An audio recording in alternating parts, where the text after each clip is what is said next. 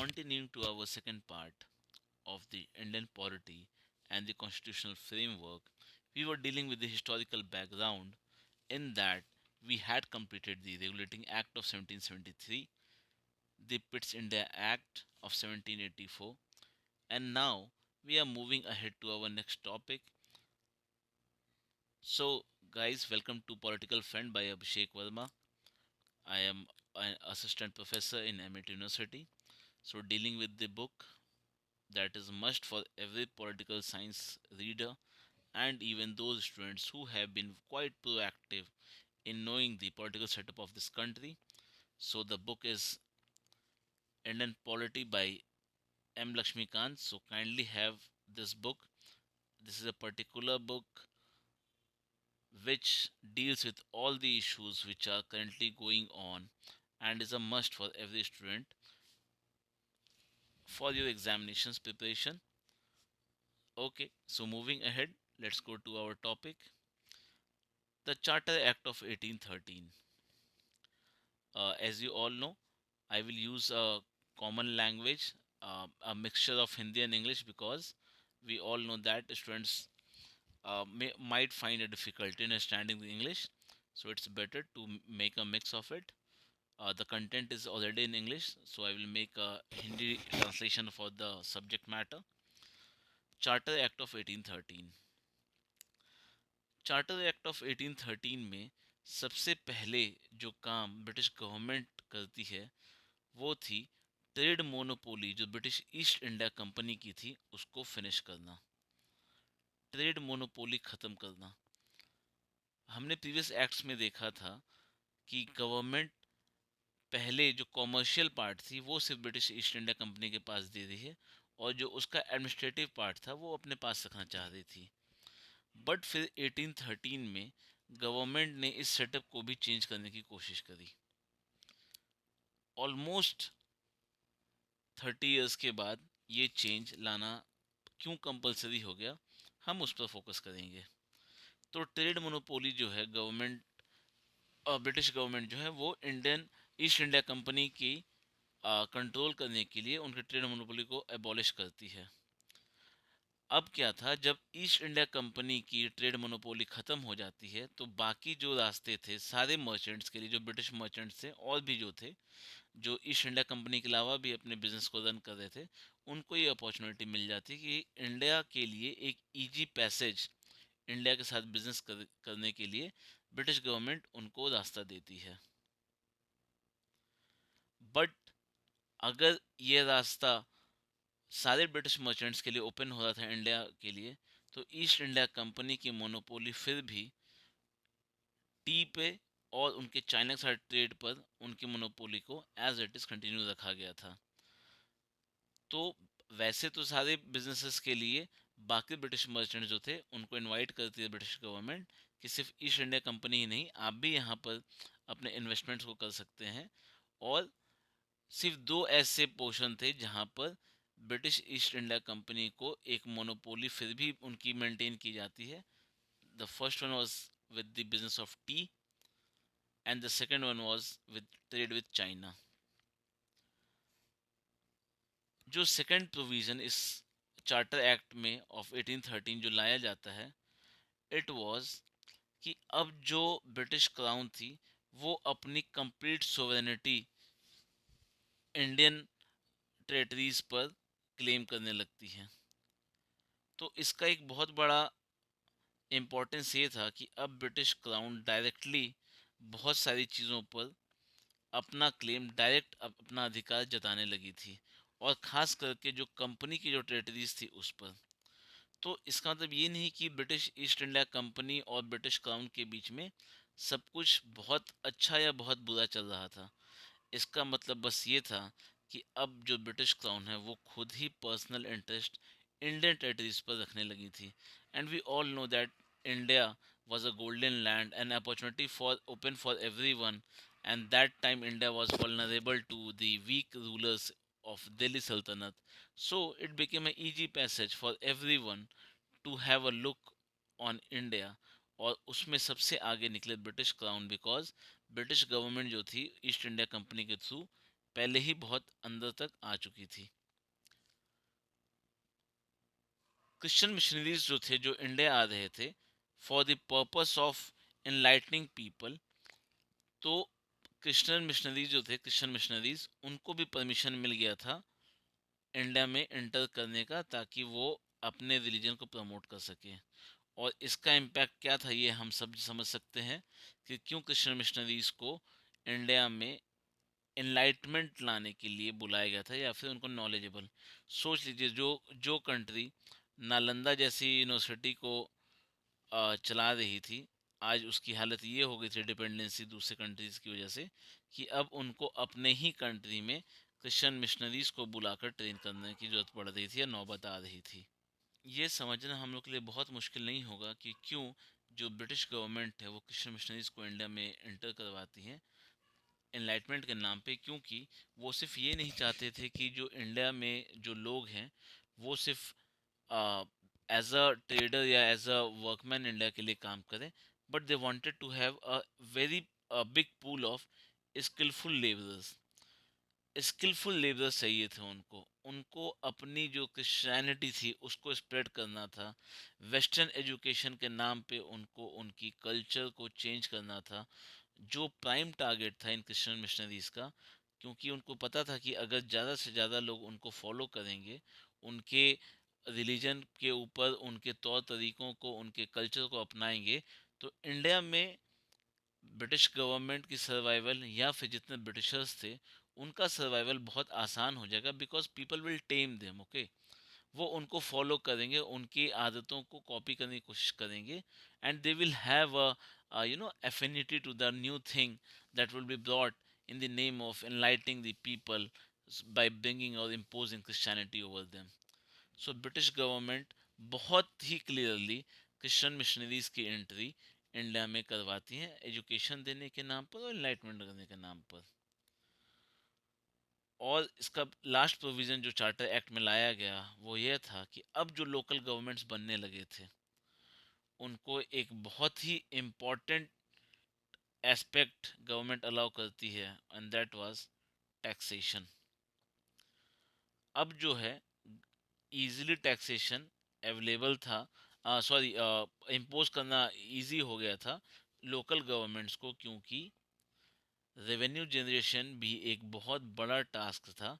और उस समय पे अगर लोकल गवर्नमेंट से टैक्सेस इम्पोज नहीं करते तो ब्रिटिश अथॉरिटी की जो रिजीम थी उसके एक्सपेंडिचर या एक्सपेंसेस को निकाल पाना ईस्ट इंडिया कंपनी की बात सिर्फ नहीं रह जाती, क्योंकि इस चार्टर एक्ट से हम पहले ही ब्रिटिश मर्चेंट्स को एंट्री करवा रहे थे इंडिया के अंदर।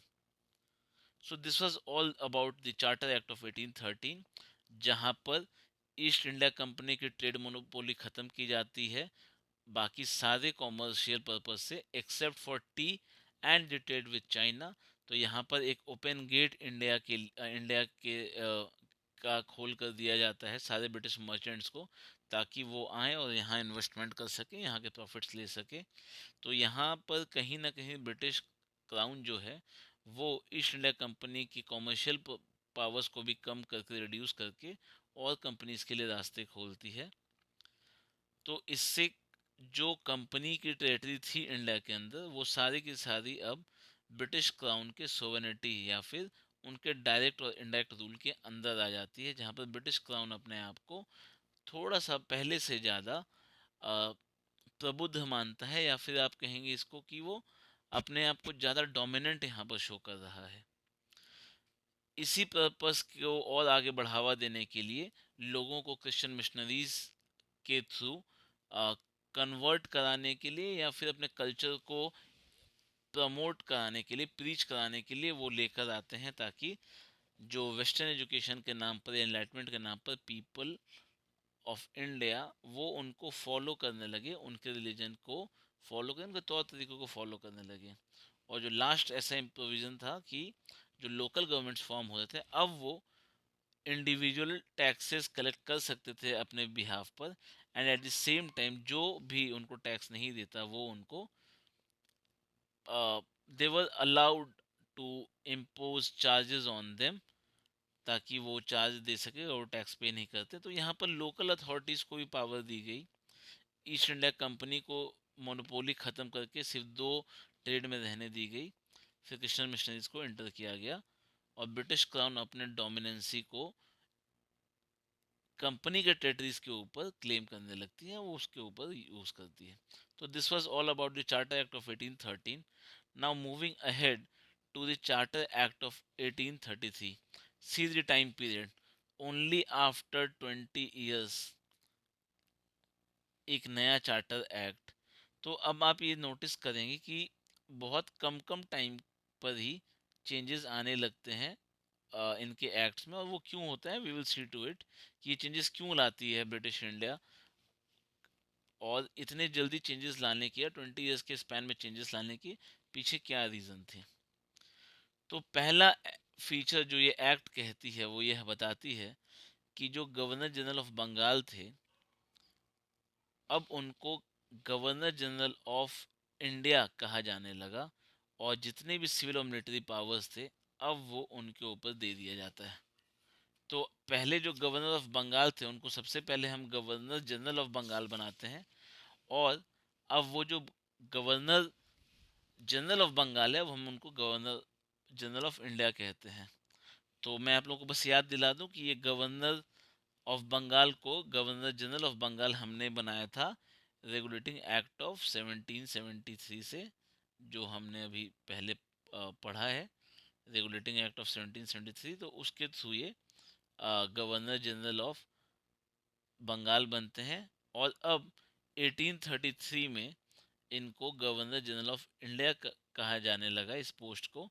और एट द सेम टाइम ये जो पोस्ट है उसको ना सिर्फ अब इंडिया का गवर्नर जनरल कहा जा रहा है, but at the same time उनके पास में सारे सिविल और मिलिट्री पावर्स को दे दी जाती है।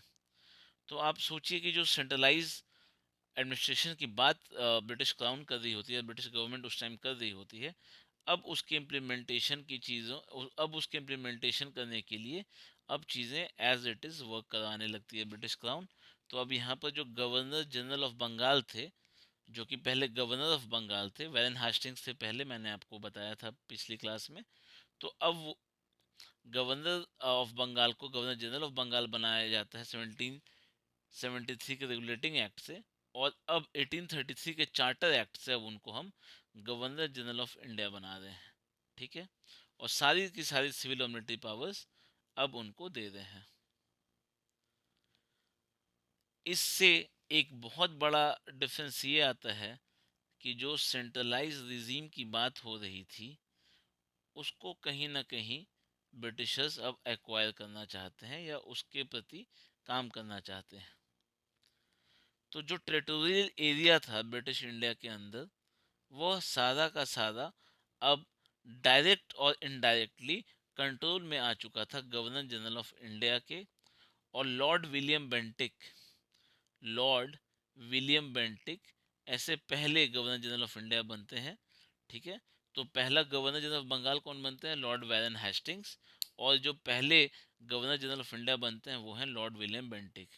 तो ये आपको नाम याद रखना है, आपको याद रखना होगा कि किस एक्ट से गवर्नर जनरल ऑफ बंगाल को गवर्नर जनरल ऑफ इंडिया बनाया गया है। तो वो है चार्टर एक्ट ऑफ 1833। और गवर्नर ऑफ बंगाल को गवर्नर जनरल ऑफ बंगाल कब बनाया जाता है, तो वो है रेगुलेटिंग एक्ट ऑफ 1773। आप लोग कंफ्यूज नहीं होंगे, उसको अच्छे से याद करेंगे।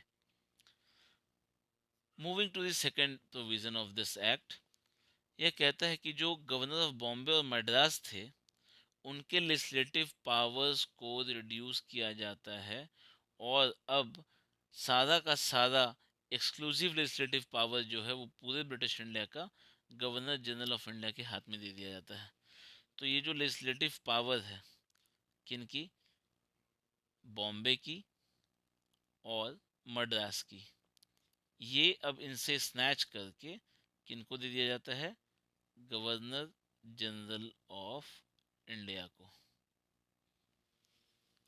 तो एक बहुत बड़ा चेंज एक सेंट्रल एडमिनिस्ट्रेशन के प्रोसेस में 1833 का जो चार्टर एक्ट है वो बहुत बड़ा प्रोसेस लेकर आता है, जहां पर गवर्नर जनरल ऑफ इंडिया के पोस्ट को सैंक्शन किया जाता है, और उनके साथ में ही जो लेजिस्लेटिव पावर्स थे, लेजिस्लेटिव पावर्स में क्या इंक्लूड हो जाएगा? See legislative powers will have to see the law making power. तो जो लॉ मेकिंग पावर है वो अब general governor general of India के हाथों में दिया जाता है। तो सेंट्रलाइज पैटर्न की ओर यह एक्ट बहुत हद तक लेकर जाता है ब्रिटिश क्राउन के उस एस्पिरेशन को फुलफिल करने के लिए, जहां पर वो एक सेंट्रलाइज एडमिनिस्ट्रेशन की बात कर रहे थे। अब जो पहले के सारे लॉज बने हुए थे, अब उसको रेगुलेशंस कहा जाने लगा, और इसके बाद के जितने भी लॉ बने ये एक्ट के बाद में, उनको अब हम लोग एक्ट्स कहते हैं।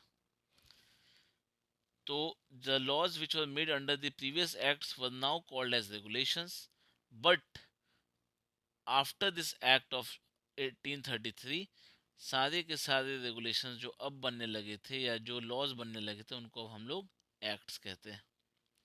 और ये आज भी हम अपने पॉलिटिकल सेटअप में इसको फॉलो करते हैं।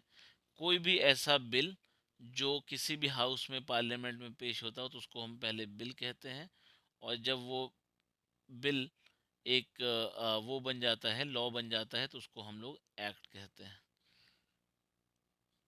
तो कॉन्स्टिट्यूशन अमेंडमेंट बिल और कॉन्स्टिट्यूशन अमेंडमेंट एक्ट, सीएबी से सीए, तो ऐसे जितने भी वो हैं बिल हैं जो लॉ बन जाते हैं, उनको हम लोग अब एक्ट कहते हैं। तो अभी जैसे फार्म लॉ बिल, जो प्रोटेक्शन बिल चल रहा है, वो जब लॉ बना तो उसको फार्म लॉ प्रोटेक्शन एक्ट कहेंगे। ठीक है।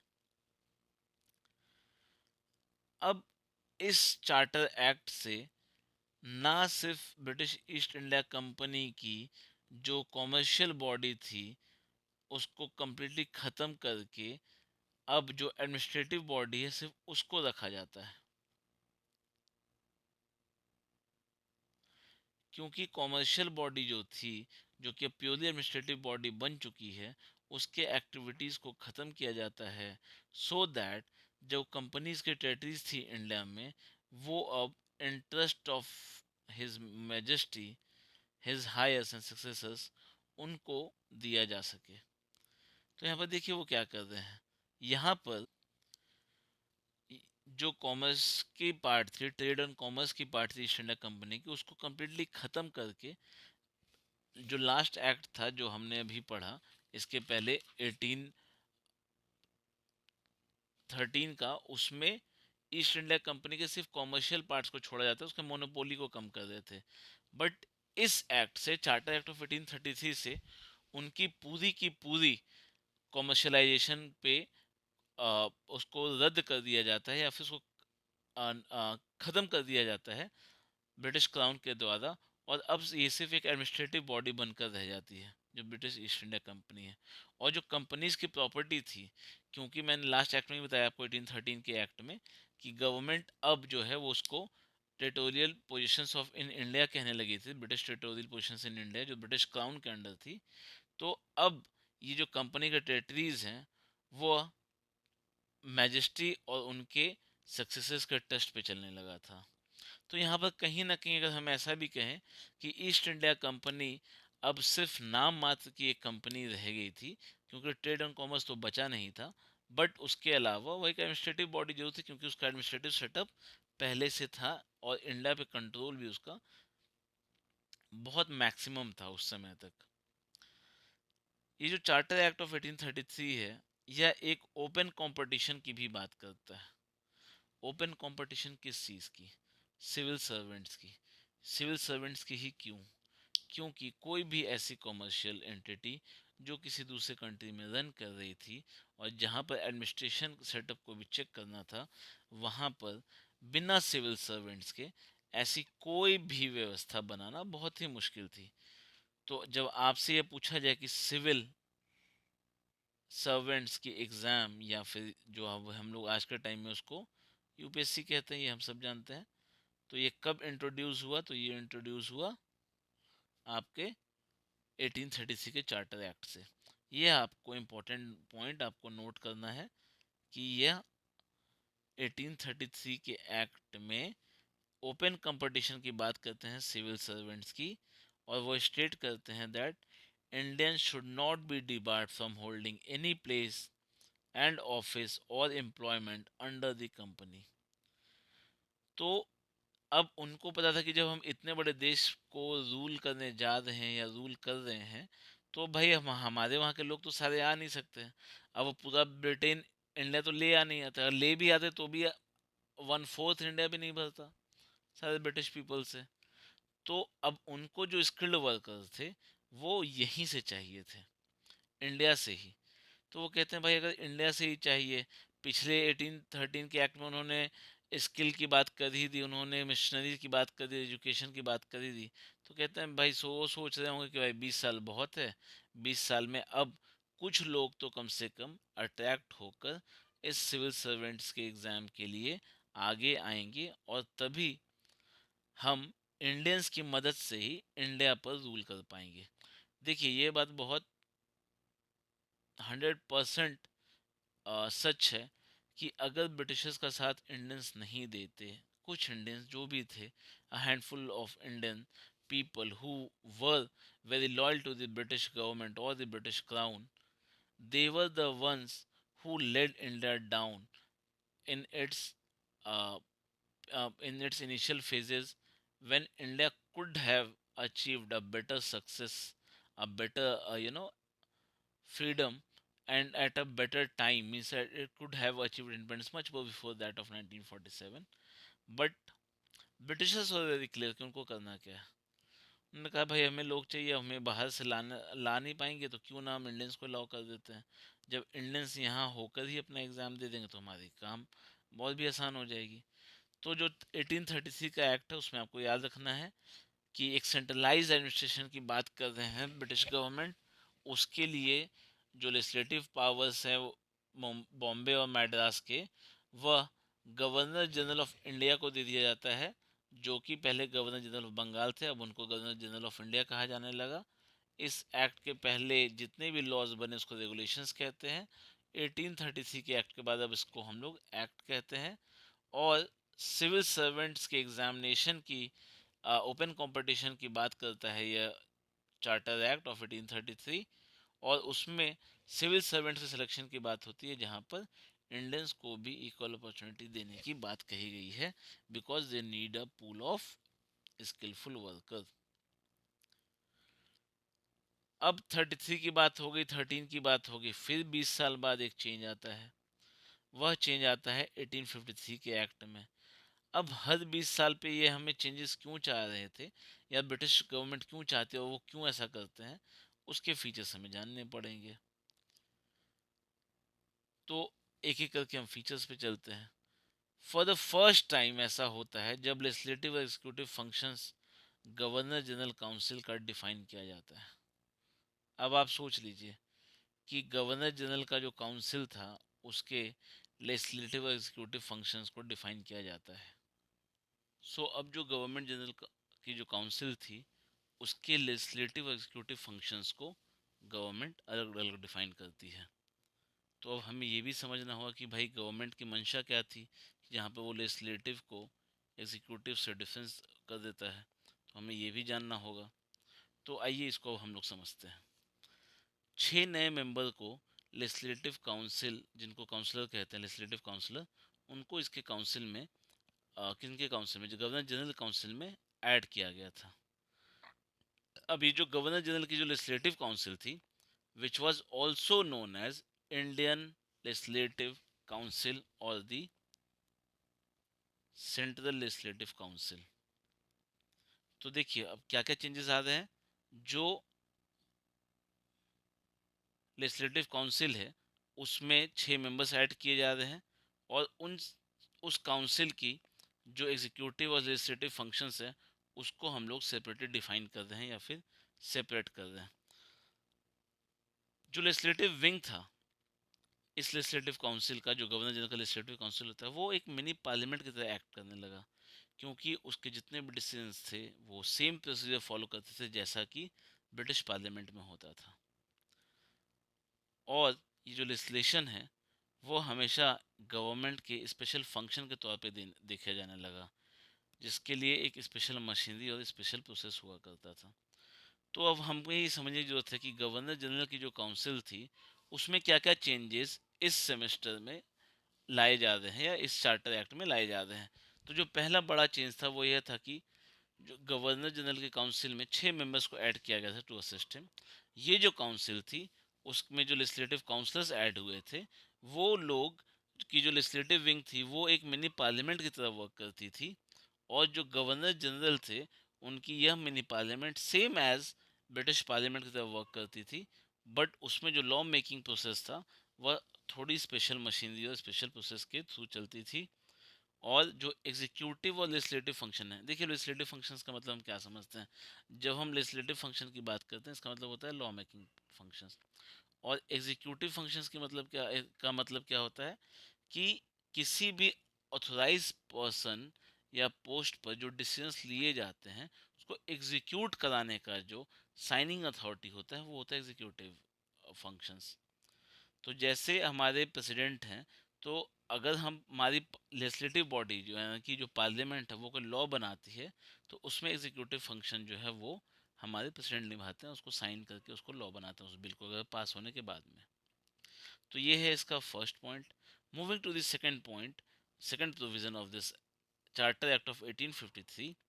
ये जो हमने लास्ट 1833 में बात की है, एक न्यूट्रल ओपन एग्जामिनेशन कराने की, इंट्रोड्यूस करने की जो हम बात करते हैं, या इंट्रोड्यूस कराने की बात कर रहे हैं कि भाई हम इंडियंस को ये मौका देंगे और एक एग्ज़ाम ऐसा कराएंगे, उसका एग्जीक्यूशन 1853 में होता है, जहाँ पर सिलेक्शन और रिक्रूटमेंट सिविल सर्वेंट की एक ओपन कंपटीशन एग्ज़ाम से लिया जाता है। और ये जो एग्ज़ाम था वो अब ओपन था इंडियंस के लिए भी। अब इंडियंस भी चाहते तो ये एग्ज़ाम दे सकते थे। तो 1853 का जो एक्ट है उसमें जो 1833 में हम बात कर रहे होते हैं उसको लिटरली एग्जीक्यूट कराया जा रहा है। सिविल सर्वेंट्स को बुलाया जा रहा है और सिविल सर्वेंट्स के साथ में इंडियंस को भी मौका दिया जा रहा है उस एग्ज़ाम में पार्टिसिपेट करने का।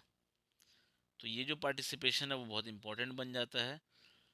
और इसी के लिए 1854 में जस्ट एक साल बाद 1854 में जस्ट एक साल बाद सिविल सर्वेंट्स को चुनने के लिए एक कमीशन का गठन किया जाता है जिसका नाम है मकाउले कमेटी, जो कि 1854 में कॉन्स्टिट्यूट की जाती है। मकाउले कमेटी वो कमेटी जो इंडियन सिविल सर्विसेज के लिए बनाएगी, उसके सारे प्रोविजंस को देख रेख करने के लिए बनाएगी, दैट वाज द मकाउले कमेटी। तो जो मकाउले कमेटी है या मैक्यूले कमेटी जो हम इंग्लिश में बोलते हैं, वह 1854 में उसका गठन हुआ सिविल सर्वेंट्स के एग्जामिनेशन को देखने के लिए, उसके डिसीजंस को लेने के लिए हमने इस कमेटी का गठन किया, that is Macaulay committee in English और Macaulay committee in Hindi. Third provision of this charter act of 1853 was जो कंपनी का जो रूल है to retain the position of Indian territories on trust of British crown, it did not specify the particular time period. अब क्या दिक्कत आती है कि जो ईस्ट इंडिया कंपनी ने जितने भी प्रॉपर्टी टेरिटरीज इंडिया में बनाई थी, अब वो सारा ब्रिटिश क्राउन के अंडर तो आ जा रहा है, पर ब्रिटिश क्राउन ये डिफाइन नहीं करती है कि भाई ये जो पोजीशन आपने लिया है हमारी कंपनी का, ठीक है, हम भी ब्रिटिशर्स हैं, आप भी ब्रिटिशर्स हैं, हमने बिजनेस स्टार्ट करी, आपने पॉलिटिक्स अपनी स्टार्ट करी, पर कंपनी के कब्जे में तो हमारे ही थे, ईस्ट इंडिया कंपनी के। अब आपने जो इसको टेरिटरीज को अपने पास लिया उसमें कोई टाइमलाइन तो दिया नहीं आपने। तो इसका मतलब क्या था कि ये क्लियर इंडिकेशन जो ब्रिटिश क्राउन था वो देने लगा था किसे, ईस्ट इंडिया कंपनी को, कि भैया ऐसा है कि अब तो प्रॉपर्टी हमारे पास आ ही गई है, तुम्हारे सारे रूल रेगुलेशंस को हमने रोक ही दिया है, तुम्हारा कॉमर्स रोक दिया, एडमिनिस्ट्रेटिव पावर रोक दी, तुम्हारे रेवेन्यू जनरेशन का सोर्स छोड़ दिया है, तो अब तुम करोगे क्या। तो तुम ये एक हिंट मान लो कि तुम्हारा टर्मिनेशन का टाइम आ गया है, अब तुम किसी भी समय धक्के मार के निकाले जाओगे, क्योंकि अब ब्रिटिश क्राउन खुद इस प्रॉपर्टी में इंटरेस्टेड है, इस टेरिटरी में इंटरेस्टेड है, और अब सारे के सारे डिसीजंस ब्रिटिश क्राउन लेगी, ईस्ट इंडिया कंपनी नहीं। और इसी समय पे ऐसा होता है कि apart from the governor general legislative council, local representation in the Indian legislative council भी इंट्रोड्यूस किया जाता है। और जो 6 न्यू लेजिस्लेटिव मेंबर्स थे इस गवर्नर जनरल काउंसिल के, उनमें जो 4 थे उनको 4 प्रोविंशियल गवर्नमेंट से लेना होगा। वो कौन कौन से हैं? First one is Madras, second one is Bombay, third one is Bengal and the fourth one is Agra. तो क्या कह रहे हैं उसको ध्यान से सुनिए कि जो इंडियन या फिर सेंट्रल लेजिस्लेटिव काउंसिल थी, या जो हम गवर्नर जनरल का लेजिस्लेटिव काउंसिल कह रहे हैं, उसमें 6 मेंबर्स ऐड करने की बात होती है। ठीक है, तो ये देखिए यहाँ पर 6 मेंबर्स को ऐड करने की बात हो रही है। तो ये जो 6 मेंबर्स हैं, अब ये कहा जाता है कि इन 6 मेंबर्स को आप लोकली रिप्रेजेंटेशन इंश्योर करवाइए। तो वो लोकल मेंबर कहाँ से आएंगे? वो मेंबर आते हैं मद्रास, बॉम्बे, बंगाल और आगरा से।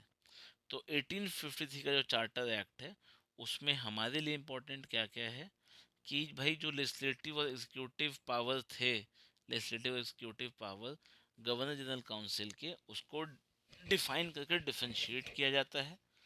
गवर्नर जनरल का जो लेजिस्लेटिव काउंसिल है, या फिर उसको सेंट्रल लेजिस्लेटिव काउंसिल या फिर इंडियन लेजिस्लेटिव काउंसिल भी कहते हैं, उसमें 6 मेंबर ऐड किए जाएंगे। उन 6 में से कम 4 मेंबर्स तो लोकल रिप्रेजेंटेशन होगा, मतलब कि उन 6 में से 2 मेंबर इंडियन हो सकता, 4 मेंबर तो इंडियन है ही हैं, मैड्रास से, बॉम्बे से, बंगाल से और आगरा से। इसके अलावा जो बाकी के 2 मेंबर हैं वो या तो ब्रिटिश सिटीजन हो सकते हैं या फिर इंडियन भी हो सकते हैं। But obviously to maintain a balance, हाँ लोकल रिप्रेजेंटेशन के लिए उनको, ये देखिए लोकल रिप्रेजेंटेशन चाहिए भी क्यों था, क्योंकि अगर इंडियंस के सामने हम इंडियंस को खड़ा कर देंगे तो वो शायद आपसी भाईचारे बात या एक नेशनलिज्म की फीलिंग की वजह से, एफिनिटी की वजह से, वो शायद उसकी बात को सुन ले, मान ले और कोई किसी भी तरह का विद्रोह नहीं हो। तो ब्रिटिश गवर्नमेंट का जो एजेंडा था वो बहुत स्पेसिफिक और क्लियर था कि भाई अगर हमें इंडिया पे रूल करना है तो हमें इंडियन स्किलफुल पीपल चाहिए, इंडियन एडमिनिस्ट्रेटिव ऑफिसर्स चाहिए, और उसके लिए हमें इंडियंस को ही आगे करके इंडियंस के खिलाफ खड़ा करना होगा। और उसी बेसिस पर ये जो आपका सिविल सर्विस एग्ज़ाम जो होता है, उसको उसके लिए जो मकाउले कमेटी बनती है, उसमें बहुत हद तक ये डिफाइन किया जाता है कि कौन कौन सी पावर, किस तरह के पोजीशंस दिए जाएंगे और कौन कौन से पोजीशंस आपके इस सिविल सर्विस एग्जामिनेशन से निकलेंगे, क्योंकि उनको इंडियन ऑफिसर्स भी चाहिए थे इंडियंस के ऊपर रूल करने के लिए। और एक बात बहुत क्लियर हो गई थी कि जो ब्रिटिश ईस्ट इंडिया कंपनी के टेरिटरीज थी, जो कि 1833 के चार्टर एक्ट में ब्रिटिश क्राउन ने अपना इंटरेस्ट दिखाया था, अब ब्रिटिश क्राउन उस पोजीशन को कंटिन्यू करना चाहती है, but without having any hold of east India company. तो कहीं ना कहीं वो एक इशारा कर देते कि भैया तुम्हें हम कभी भी टाटा बाय बाय कह देंगे, तुम तो अपना बोरिया बिस्तर बांध के निकलने की तैयारी कर लो, क्योंकि now British crown itself will take an interest in the territory of India. तो ये था आपका चार्टर एक्ट ऑफ 1853। अभी तक जितने भी हमने एक्ट्स पढ़े वो सारे के सारे कंपनी रूल की तरफ बता रहे हैं। जो कंपनी रूल हमारा 1773 से 1858 तक जाता है, और इसके बाद 1854 का टाइम पीरियड हम पहुंच चुके हैं। 1857 में रिवोल्ट होता है, ये हम लोगों को पता है। ठीक है, द सिपॉय म्यूटिनी, और the first war of independence of India जिसको हम कहते हैं। तो वहाँ से फिर क्राउन रूल स्टार्ट हो जाता है। मतलब अब जो ब्रिटिश गवर्नमेंट है वो डायरेक्टली यहाँ पर प्ले करती है, ईस्ट इंडिया कंपनी का रोल ख़त्म। So okay guys, thank you so much for being patient and listening to my lecture. So this was all for the company rule of India from the time period of 1773 to 1858. Now, after 1858, the crown rule will be imposed in India, and all the acts would be made as per the British Crown, the interest of British Crown, and not the British East India Company. Thank you and have a good day. Stay connected.